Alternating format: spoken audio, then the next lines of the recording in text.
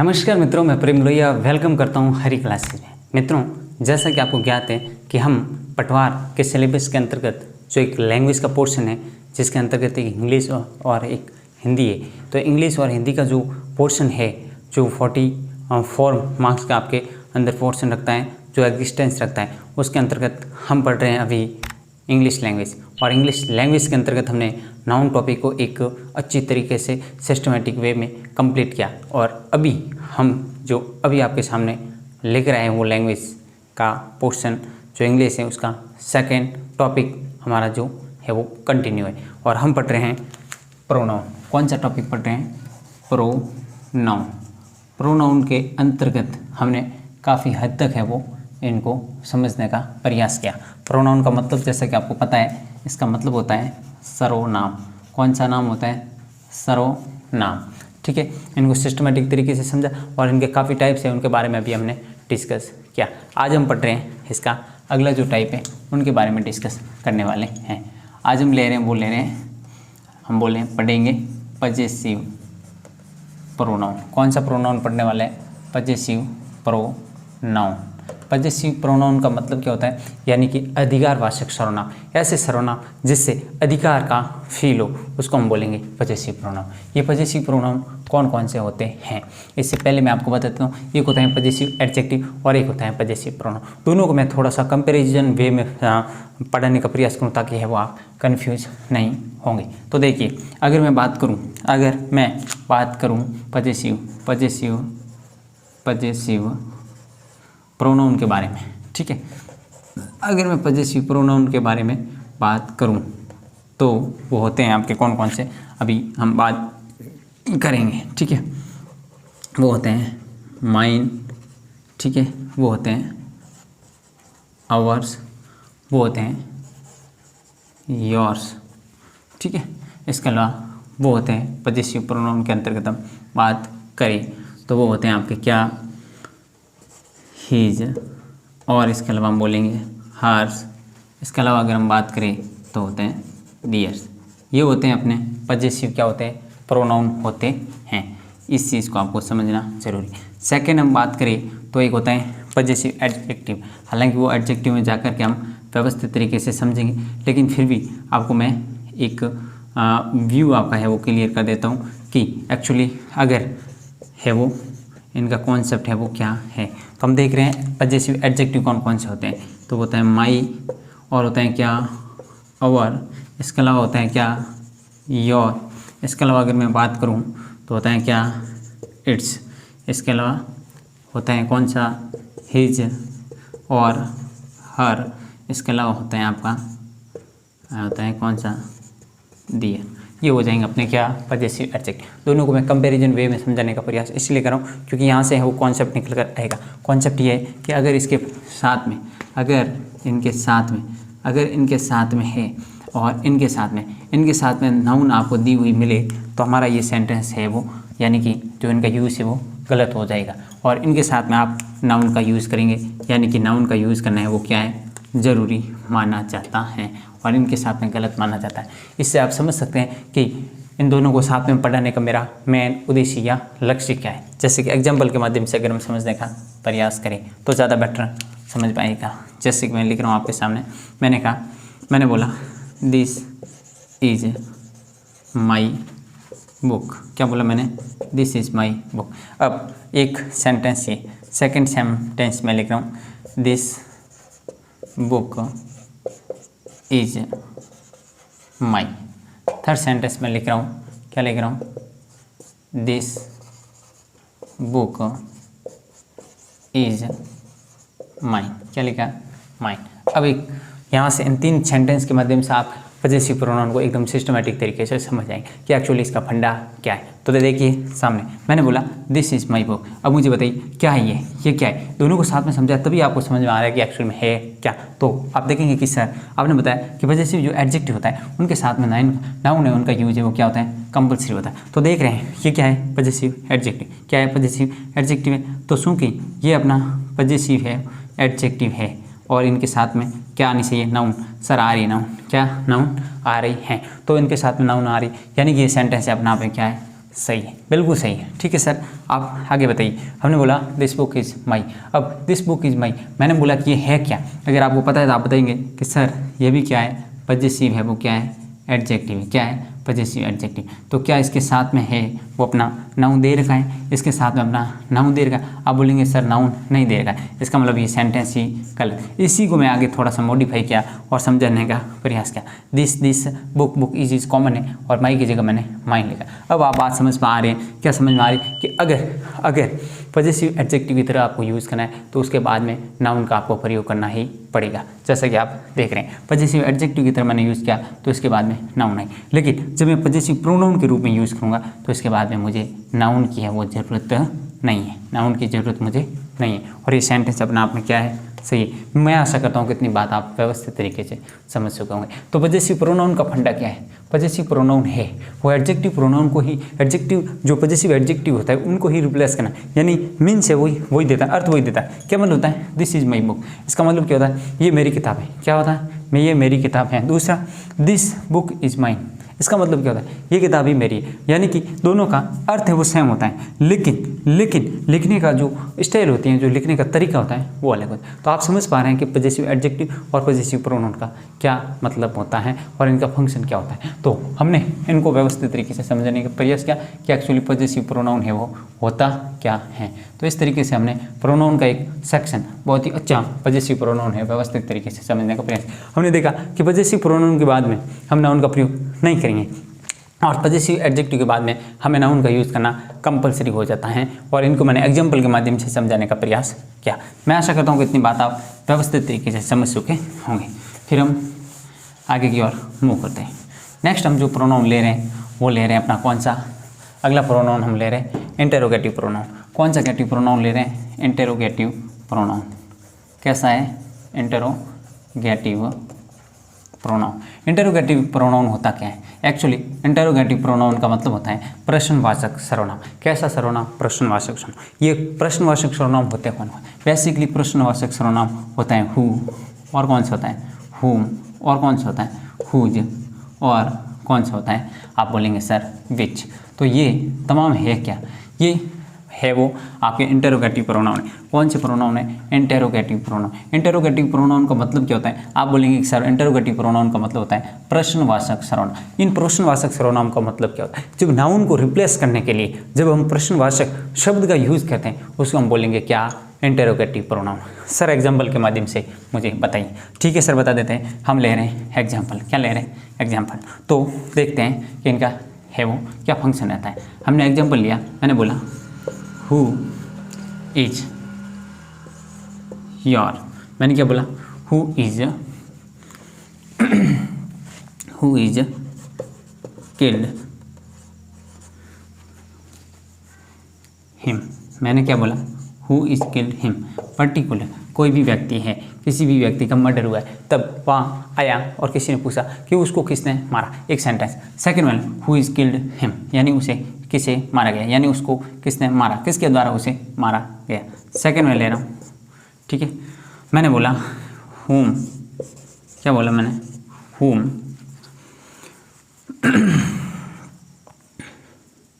whom did kill। क्या बोला मैंने, कटप्पा। क्या बोला मैंने, whom did kill Kattappa. Next हम ले रहे हैं सेंटेंस, वो ले रहे हैं कुछ इस प्रकार से। हम सेंटेंस ले रहे हैं whose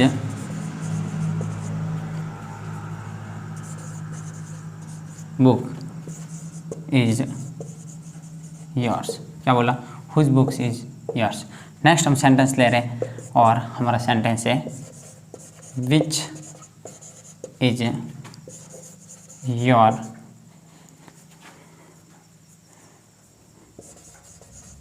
brother in crowd.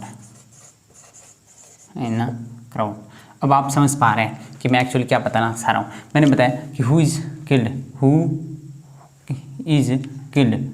Him, who is killed हूँ, यानी उसे किसने मारा। तो अब मुझे बताइए ये हु का प्रयोग हो रहा है किसके रूप में हो रहा है, सब्जेक्ट की तरह इनका प्रयोग हो रहा है। तो हम समझ सकते हैं कि ये सब्जेक्ट की तरह प्रयोग हो रहा है। इसका मतलब है कि जो सब्जेक्ट हम बेसिकली यूज़ करते हैं नाउन या प्रोनाउन, उसकी जगह जब हम यूज़ कर रहे हैं नाउन की जगह तो हम प्रोनाउन यूज़ करते हैं। तो ये प्रोनाउन है वो प्रश्न के संदर्भ में हो रहा है, लेकिन किसकी जगह हो रहा है, नाउन की जगह प्रयुक्त हो रहा है, इसलिए हो जाएगा अपना कौन सा इंटरोगेटिव प्रोनाउन। इस तरह से ये हमारा सेंटेंस है वो कंप्लीट होता है।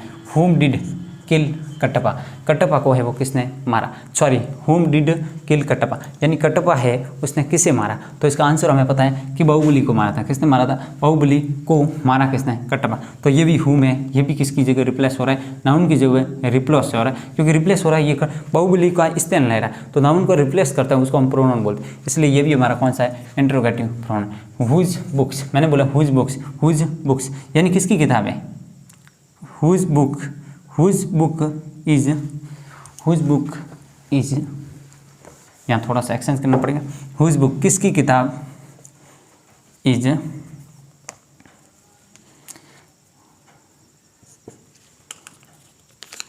मैंने बोला हुज बुक्स इज देयर, क्या बोला, हुज बुक इज देयर, किसकी किताब वहाँ है, किसकी किताब वहाँ है। तो हमने देखा कि हुज भी क्या करा है वो प्रोनाउन को है वो क्या नाउन को रिप्लेस करा, इसलिए ये हमारा क्या हो गया, इंटरोगेटिव प्रोनाउन हो गया। विच इज़ योर, क्या बोला, which is your brother in crowd, भीड़ के अंदर तुम्हारा भाई कौन सा है। तो यहाँ पर विच है, यहाँ पर भी ये पॉइंट आउट करा है। तो इस विच का प्रयोग थोड़ा सा बेसिकली ध्यान रखना कि इसका प्रयोग है पॉइंट आउट करने के लिए, किसके लिए, पॉइंट आउट करने के लिए, या यूँ कह सकते हैं सुनाव करने के लिए। अगर हम हिंदी में बात करें तो कोई भी चीज़ को सुनने के लिए, क्या करने के लिए, सुनाव करने के लिए हम यूज़ किसका करते हैं, आप बोलेंगे सर्विस का यूज़ करते हैं। तो मैंने अब ये बताया ये हुज है, हुम है, और हुम और विच ये किसकी तरह यूज़ होते हैं, ये इंटरोगेटिव प्रोनाउन की तरह यूज़ होते हैं। इतनी बात आप समझ चुके हैं, ऐसे मैं आशा करता हूँ। सर ये बात तो हम समझ चुके हैं, आगे बताइए। ठीक है सर, हमने इंटरोगेटिव प्रोनाउन तक का जो सेक्शन है वो व्यवस्थित तरीके से समझने का प्रयास किया। अभी हम आगे बढ़ रहे हैं और नेक्स्ट प्रोनाउन की तरफ मूव करते हैं।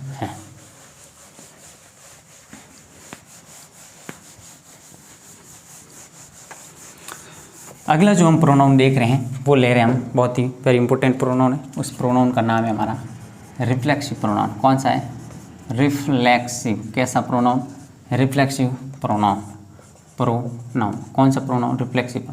इसी प्रोनाउन के साथ में, इसी प्रोनाउन के साथ में एक और प्रोनाउन हम लेते हैं, उस प्रोनाउन को हम नाम दे रहे हैं एम्फेटिक प्रोनाउन। कौन सा, एम्फेटिक, क्योंकि एम्फेटिक प्रोनाउन दोनों के जो होते हैं वो प्रोनाउन होते सेम ही है, बट इनका फंक्शन है ना, यूज है वो अलग अलग होता है, इसलिए हमें समझना जरूरी है। ये होते कौन कौन से, उनके बारे में हम पहले बात कर लेते हैं।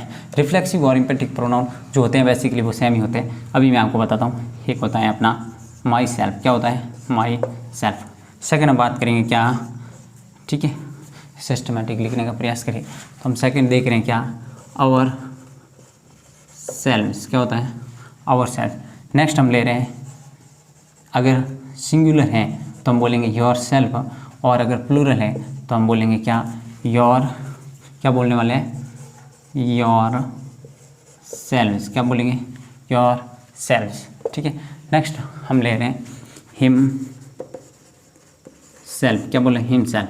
अगला हम ले रहे हैं हर सेल्फ। नेक्स्ट हम ले रहे हैं इट सेल्फ।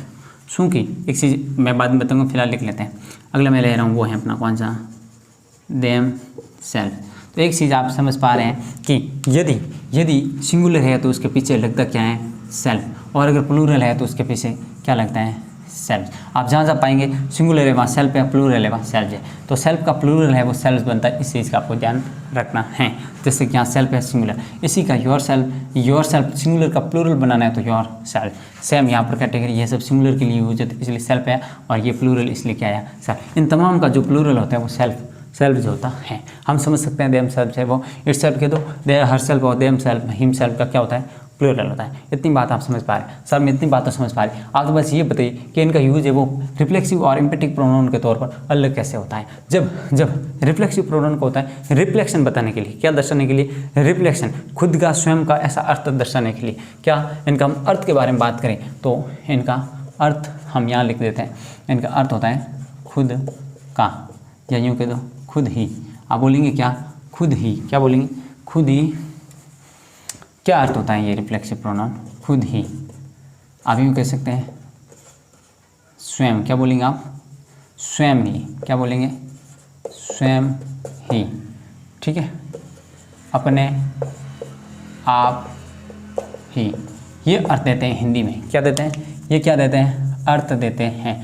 लेकिन ध्यान रखना है कि हिंदी का अर्थ है वो सिर्फ समझने के लिए हम यूज़ कर रहे हैं, खुद ही, स्वयं ही, अपने आप ही। अगर हम अर्थ देखना है तो इस संदर्भ हम यूज़ करेंगे रिफ्लेक्सिव प्रोनाउन का, ठीक। अब यूज़ है वो इम्पेटिक कब होगा, रिफ्लेक्सिव कब होगा, इस चीज़ को हम समझें। सपोज करो मैं आपको एक चीज़ बता रहा हूँ, आपको मैं बता रहा हूँ कि यहाँ पर है ना, यहाँ पर मैं खड़ा हूँ, कौन खड़ा हूँ, मैं, यहाँ पर मैं खड़ा हूँ और यहाँ से मेरा, ये मेरी आईज है, क्या है, आईज है, और यहाँ से मैं क्या कर रहा हूँ, मेरी आई के माध्यम से वो मैं देखने का कोशिश कर रहा हूँ, यानी कि मैं दृष्टिपात कर रहा हूँ, मैं दृष्टिपात कर रहा हूँ और मैं आके सामने देख रहा हूँ। और यहाँ पर मेरा कुछ एक फ्रेम रखा हुआ, क्या रखा हुआ है, फ्रेम रखा हुआ है, या यूँ कि तो मिरर रखा हुआ है। ये क्या है, ये अपना मिरर है, क्या है, मिरर। यहाँ जब मैं देखूंगा, यहाँ मैं क्या करूँगा, देखो जब फ्रेम रखा हुआ है, ये एक तरह का होता क्या है, ये एक ऑब्जेक्ट है, क्या है, ऑब्जेक्ट है। ये क्या होता है, मिरर क्या है, मिरर क्या है, तो ये काम कर रहे हैं किसका, ऑब्जेक्ट की तरह काम कर रहा है।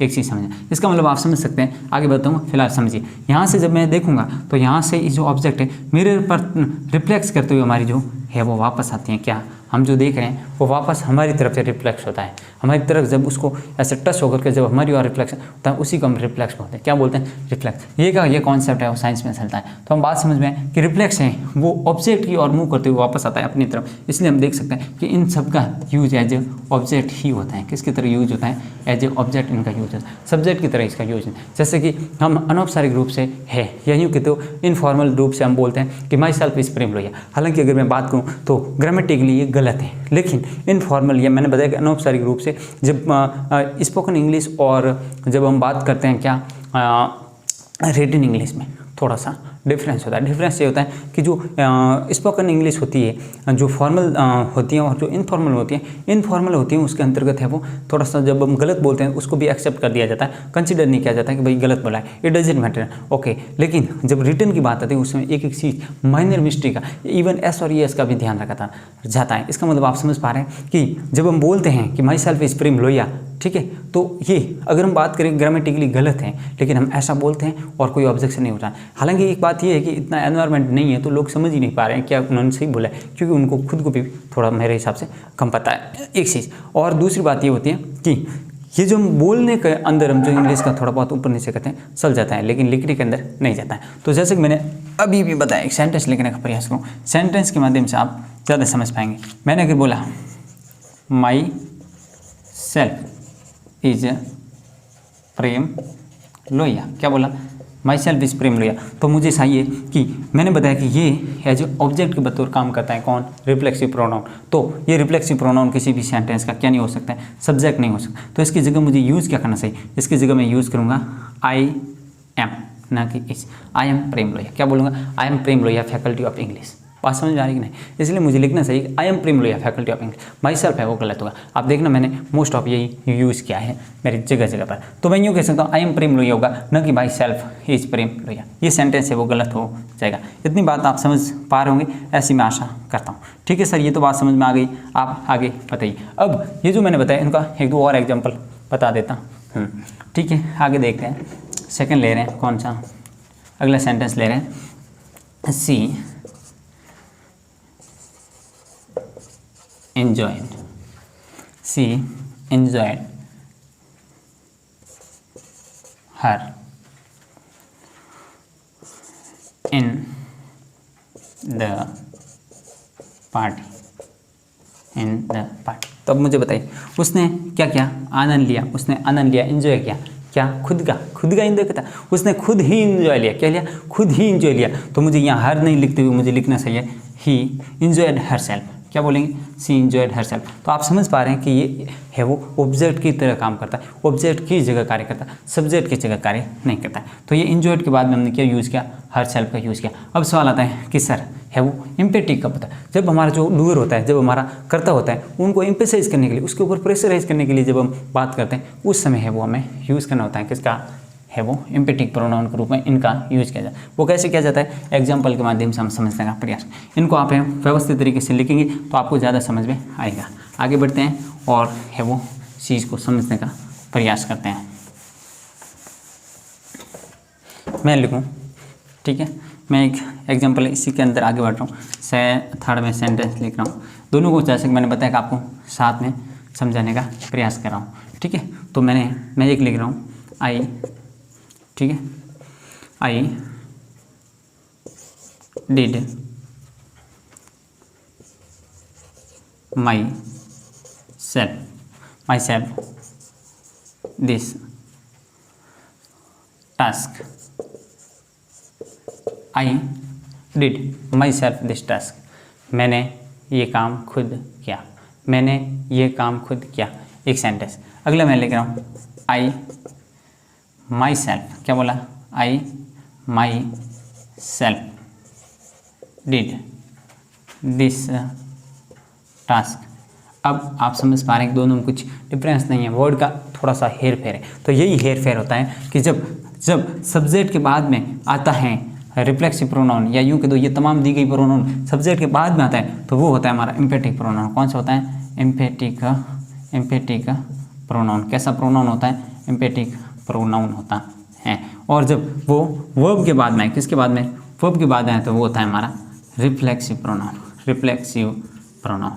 अब मैं आशा करता हूँ कि इतनी बात आप व्यवस्थित तरीके से समझ चुके होंगे। सर हम समझ चुके हैं कि इसका मतलब क्या होता है। आप थोड़ा सा हिंदी बता दीजिए। हालांकि मैंने बताया कि हिंदी इंग्लिश में एग्री नहीं, फिर भी ये प्रोनाउन ऐसा है कि इनका हिंदी करना बहुत ही ज़रूरी है, नहीं तो आपकी हिंदी हो जाएगी। मैंने बोला I did my self this, मैंने ये काम खुद किया, मैंने ये खुद काम किया। यहाँ पर एक बेसिकली जब हम बात करते हैं ना, जब बोलते हैं उस समय ऐसे हमें एक्सप्रेस करना होता है कि सिंपली तरीके से ये मैंने काम है खुद किया, और ये बताने के लिए ये काम ये मैंने खुद काम किया, ऐसे प्रेशराइज कर रहे हैं ना। एम्पैथी का मतलब होता है जोर देना, मैंने खुद ये काम किया है। मैं क्या बोलूँगा, मैंने खुद किया है ये काम किसने किया, मैंने खुद किया है। तब प्रेशराइज करने के लिए, दबाव देने के लिए हम इसका किसका यूज़ करें, एम्पैथिक प्रोनाउन। तो उस संदर्भ में यूज है वो इसके जस्ट सब्जेक्ट के बाद में हो जाएगा, और जब वर्ब के बाद में हो तब है वो रिफ्लेक्सिव प्रोनाउन के तौर पर यूज़ किया, ये मैंने खुद काम किया है। बेसिक इसमें ज़्यादा है वो जोर नहीं दिया जाता है। मैं ऐसा करता हूँ कि रिफ्लेक्सिव और एम्पैथिक प्रोनाउन है वो आप व्यवस्थित तरीके से समझ चुके होंगे, ऐसा मेरा मानना है।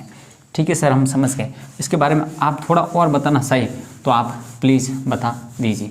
इनके बारे में जो कुछ कॉन्सेप्ट है उनको लेकर मैं बात करता हूँ कि एक्चुअली है क्या। कुछ ऐसी वर्ब्स हैं जिनकी मैं बात करूँ तो है वो, यहाँ पर एक छोटा सा मैं एक फॉर्मेट लिख रहा हूँ। एक लिख रहा हूँ मैं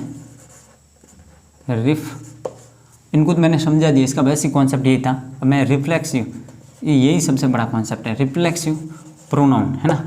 एक्चुअली रिफ्लेक्सिव जो प्रोनाउन है कब तो है और कब नहीं होता है। जब ये रिफ्लेक्सिव प्रोनाउन होती हैं तब वो क्या कंडीशन है उसके बारे में मैं बता रहा हूँ। यानी कि मैं बताऊँ, अगर एंजॉय, अगर मैं बात करूँ किल, अगर मैं बात करूँ पॉइजन, क्या बात करूँ पॉइजन, ठीक है। इसके अलावा मैं बात करूँ, क्या बात करूँ, इसके अलावा मैं बात करूँ रिकॉन्साइल, मैं बात करूँ एक्सर्ट, मैं बात करूँ अप्लाई, क्या बात करूँ अप्लाई। इसके अलावा अगर मैं बात करने का प्रयास करूँ तो एक वर्ड ले रहा हूँ अवेंज, कौन सा लूँ एवेंज, और मैं वर्ड ले रहा हूँ रिवेंज। इसका मतलब होता है प्रतिशोध देना, इसका मतलब होता है बदला लेना। इसका मतलब होता है क्या, इसका मतलब होता है किसी को जहर देना या लेना। इसका मतलब होता है क्या, यूँ उसको यूँ कह सकते हैं कि पहचान करना, और इसका मतलब होता है लाभ उठाना, फ़ायदा उठाना। अप्लाई तो आपको पता है किसी के अंदर फील करना। तो रिवेंज हो गया, क्या हो गया रिवेंज, ठीक है। एवेंज हो गया, रिवेंज हो गया, ठीक है। इसके अलावा मैं वर्ड यूज़ कर रहा हूँ अम्यूज़, क्या लिया अम्यूज़, ठीक है, ये हो गया अम्यूज़। इसके अलावा मैं वर्ड यूज़ कर रहा हूँ प्राइड, क्या यूज़ किया प्राइड। इंजॉय हो गया, किल हो गया, हाँ पॉइजन हो गया, रिकॉन्साइल हो गया, एक्सेप्ट हो गया, अप्लाई हो गया, ठीक है, अवेंज हो गया, रिवेंज हो गया, अम्यूज हो गया, ये क्या हो गया प्राइड हो गया, इट्स। ये तमाम वर्ड है, ये वर्ब है जिनके बाद में है वो हमें रिफ्लेक्सिव प्रोनाउन का यूज़ करना होता है, यानी कि इनके साथ में रिफ्लेक्सिव प्रोनाउन का यूज़ करना होता है। आप समझ पा रहे हैं कि मैं क्या कह रहा हूँ। इनके साथ में है वो रिफ्लेक्सिव प्रोनाउन का यूज़ करना होता है। ठीक है, दूसरा मैं जो कॉन्सेप्ट है वो बताने का प्रयास करूँ तो कुछ इस तरह से है कि रिफ्लेक्सिव, क्या बोल रहा हूँ मैं, रिफ्लेक्सिव प्रोनाउन है ना, इनका प्रयोग है वो बेसिकली नहीं किया जाता है। कब? जब अपना बात आए इन तमाम वर्ब की। कौन सी वर्ब है अभी मैं आपको बताने का प्रयास करूँ कि ये वर्ब दे रखी है, अगर आ जाए तो आप उनके साथ में वो रिफ्लेक्सिव प्रोनाउन का यूज़ नहीं। मैं वर्ड लिख रहा हूँ बेड, ठीक है, मैं वर्ड लिखा मैंने हाइट, मैंने वर्ड लिखा किप, क्या बोला, किप। ठीक है, मैंने इसके अलावा वर्ब लिखने की बात की स्टार्ट, क्या लिखा मैंने, स्टार्ट। मैंने वर्ड ली सेव, मैंने वर्ब ली स्टॉप। ठीक है, ये बोला। इसके अलावा मैंने वर्ब ली क्वाली, क्या बोला मैंने, QUI, क्वालीफाई, क्या लिया मैंने, क्वालीफाई। ठीक है, हाई बेद हो गया, हाइड हो गया, कीप हो गया, स्टार्ट हो गया, बेद हो गया, स्टॉप हो गया, क्वालीफाई हो गया। ये वो वर्ब है, ये वो वर्ब है जिनके साथ में, ये वो वर्ब है जिनके साथ में है वो क्या नहीं करते हैं, इनके साथ में हम है वो यूज नहीं करते हैं, रिफ्लेक्सिव प्रोनाउन का यूज है वो हम नहीं करते हैं। इतनी बात आप व्यवस्थित तरीके से समझ रहे होंगे कि एक्चुअली मैं क्या कहना चाह रहा हूँ। तो आप इन वर्ब का भी थोड़ा सा ध्यान रखेंगे कि अगर ये मैंने ऊपर वर्ब्स लिखी है, मोस्ट ऑफ वर्ब मैंने बता दिया आपको, इंपॉर्टेंट वर्ब है, अगर दे रखी है तो उनके साथ में हम रिफ्लेक्सिव प्रोनाउन का यूज है वो कर सकते हैं। और अगर ये वाली वर्ब दे रखी है तो इनके साथ में हम रिफ्लेक्सिव प्रोनाउन का यूज है वो नहीं करते हैं। इतनी बात मैं आशा करता हूँ कि आप समझ चुके होंगे। तो मित्रों, मैंने आज आपके सामने इंटरोगेटिव प्रोनाउन, ठीक है, और उसके अलावा मैंने रिफ्लेक्सिव और इम्पेटिव प्रोनाउन और एक पजेसिव प्रोनाउन को व्यवस्थित तरीके से समझने का प्रयास किया। अगर हम पूरी सिस्टमेटिक तरीके से बात करें प्रोनाउन के अंतर्गत, अभी तक हमने क्या पढ़ा है, हमने पर्सनल प्रोनाउन पढ़ा। उसके अलावा अगर हम बात करें तो हमने demonstrative pronoun, distributive pronoun, indefinite pronoun, उसके अलावा पजेसिव प्रोनाउन, उसके अलावा हमने बात की रिफ्लेक्सिव इम्पेटिव प्रोनाउन, और उसके अलावा हमने बात की है वो इंटरोगेटिव प्रोनाउन के बारे में बात की।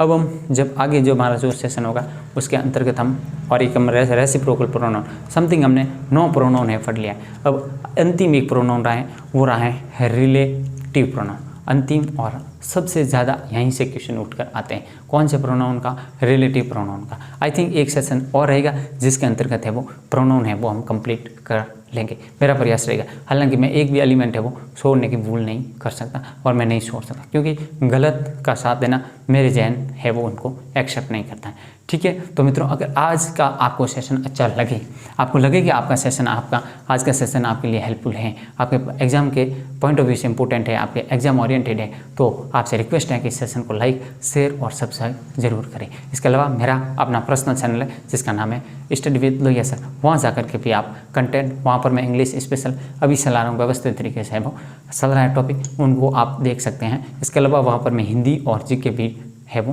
व्यवस्थित तरीके से नियमित क्लास ले रहा हूँ, तो वहाँ जाकर आप चैनल को विजिट कर सकते हैं, स्टडी विद लोहिया सर उर्फ यूनिक क्लासेस। ठीक है, यहाँ पर जो आपको मिल रहा है कंटेंट बहुत अच्छा मिल रहा है। हमारे जो सारे जिनके अंडर में मैं काम कर रहा हूँ एज ए फैकल्टी के तौर पर या मैं सेवा दे रहा हूँ, वो हैं SP सर, वो खुद है वो व्यवस्थित तरीके से नियमित पढ़ा रहे, और मैं भी यहाँ पर है वो एज ए इंग्लिश फैकल्टी के तौर पर आपको पढ़ा रहा हूँ। तो मैंने बताया कि अगर आपका है वो सब्सक्राइब हमारे लिए हेल्पफुल हो सकता है, आप लाइक और शेयर करने से अगर हमारा कुछ हो सकता है तो आप इस संदर्भ में पीछे नहीं रहे, ऐसी मैं आपसे आशा करता हूँ कि आप ये ज़रूर करेंगे। तो आज के लिए इतना ही, थैंक यू, धन्यवाद।